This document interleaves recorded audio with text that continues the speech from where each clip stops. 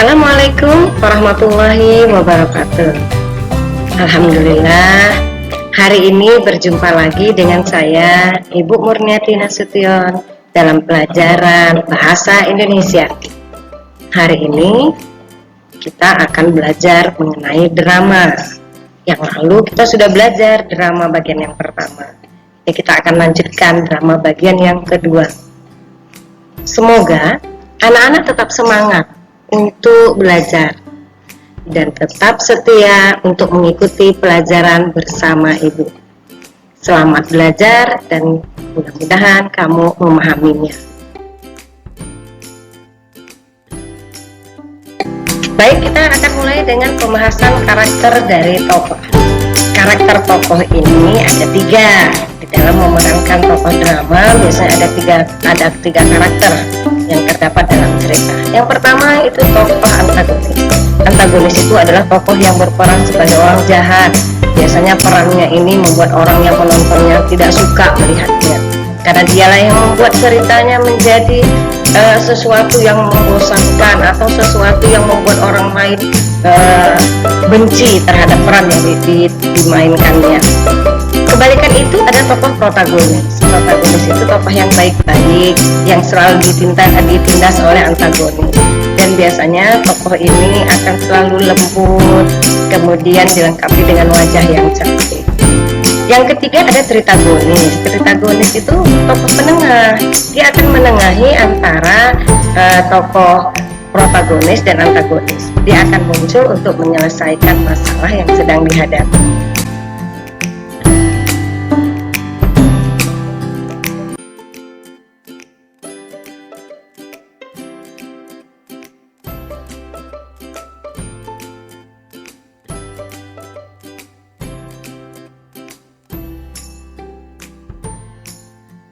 Kita akan bercerita mengenai latar drama sekarang ini. Latar drama itu ada 3. Latar yang pertama itu menunjukkan tempat. Ketika drama akan dipentaskan, maka panggung akan menunjukkan sebuah tempat cerita itu sedang berlangsung. Ini misalnya contoh. Panggung menunjukkan pantai dengan pasir putih yang indah. Ada pohon kelapa di sebelah kanan. Ini menunjukkan bahwasanya cerita ini sedang terjadi di sebuah pinggiran pantai. Maka panggungnya menunjukkan pantai. Tempat ini sebagai penentu di mana cerita sedang berlangsung.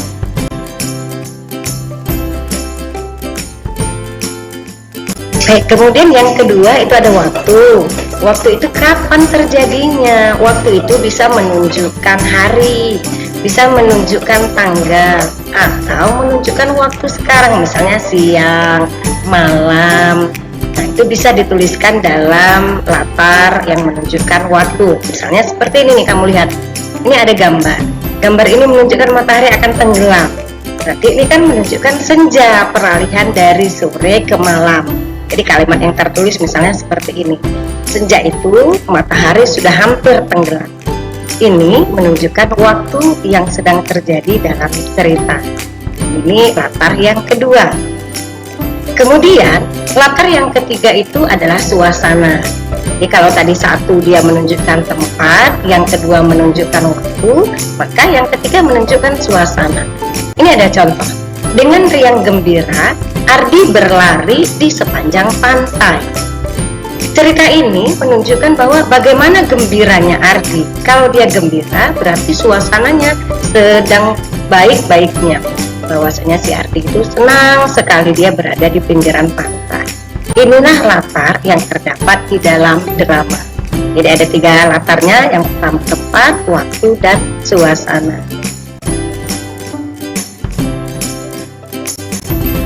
Baik, coba kamu lihat contoh naskah drama yang ada ini. Ada judulnya, Indahnya Kebersamaan. Jadi kamu harus jadi pelajaran sama kamu bahwasanya setiap naskah drama juga memiliki judul. Jadi dari judul orang sudah tahu, oh ini akan bercerita tentang bagaimana indahnya kebersamaan itu. Walaupun nanti ada konflik di dalam. Yuk, kita lihat. Panggung menunjukkan pinggir pantai. Terdapat pasir putih dan pohon kelapa di sebelah kanan. Hari hampir malam. Ardi berlari gembira di sepanjang pantai. Ibu sedang duduk tak jauh dari pinggir pantai. Ini merupakan latar dari cerita. Latar ini dituliskan di dalam naskah dan ini akan ditunjukkan di panggung. Dan juga biasanya naskah drama ini akan dimulai dengan prolog. Tapi di sini tak terlihat prolognya di mana. Jadi ibu berharap mohon kamu buatlah prolog dari naskah drama ini. Jadi silahkan Ananda masing-masing membuatkan prolognya ya. Prolog itu pengantar awal yang akan dibacakan oleh seorang narator. Baik, ada dialognya. Ibu, Ardi, jangan jauh-jauh larinya, hari hampir gelap. Kemudian ada di dalam kurung, sambil melambaikan tangan ke arah Ardi.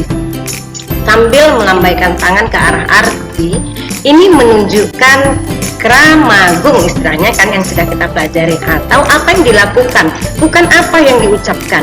Jadi kalimat yang berada di dalam kurung itu untuk dilakukan, bukan untuk diucapkan. Itu ya, itu harus diperhatikan. Di dalam naskah drama itu harus tertulis. Kemudian ada ayah tiba-tiba, biar aja bu, langsung Aldi, si Aldi, ih kalau Ardi aja nggak pernah dimarahi, coba kalau aku bicara dengan nada tinggi dan pergi meninggalkan ayah dan ibu, itu juga masih di dalam kurung. Yang di dalam kurung ini masih namanya kramagung. Kemudian ayah, Aldi jangan begitu, ayo kesini lagi. Nah ada lagi di dalam kurung, ayah berdiri dan berjalan menuju ke tempat Aldi berjalan. Berarti pemainnya nanti ada Ardi, ada Aldi, ada ibu dan ayah. Demikianlah contoh penggalan contoh ini. Nanti anak-anak akan menyelesaikannya dengan baik. Mudah-mudahan anak-anak bisa menyelesaikan prolog dan cerita ini. Terima kasih. Baik anak-anak, demikianlah pelajaran kita hari ini. Mudah-mudahan apa yang Ibu sampaikan bisa kamu pahami dan bisa bermanfaat bagi dirimu. Dan juga terima kasih atas partisipasi yang telah kamu berikan untuk melihat pelajaran kita kali ini. Ibu berdoa semoga kita tetap sehat sehingga kita bisa berjumpa di pertemuan yang akan datang. Terima kasih. Assalamualaikum warahmatullahi wabarakatuh.